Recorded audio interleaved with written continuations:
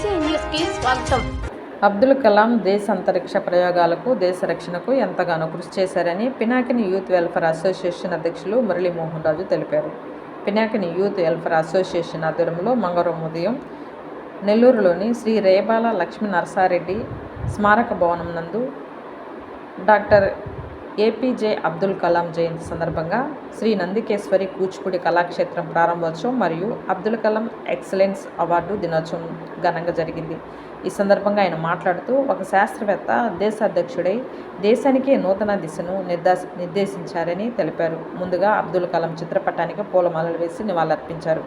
అనంతరము Abdul Kalam excellence award గ్రహీతలు Devasani Kondareddy, PL Rao, Pandinti Subbaiah, Tirumala Setty Lakshminarayana, M Venkataramanaiah, doctor Rachapalem Raghu, Dubisetty Kalyani, J Thyagaraju, Marupuru Ramesh, S Madhavi, Miryala వెంకటరమణయ్యలను ఘనంగా అవార్డులతో సత్కరించారు.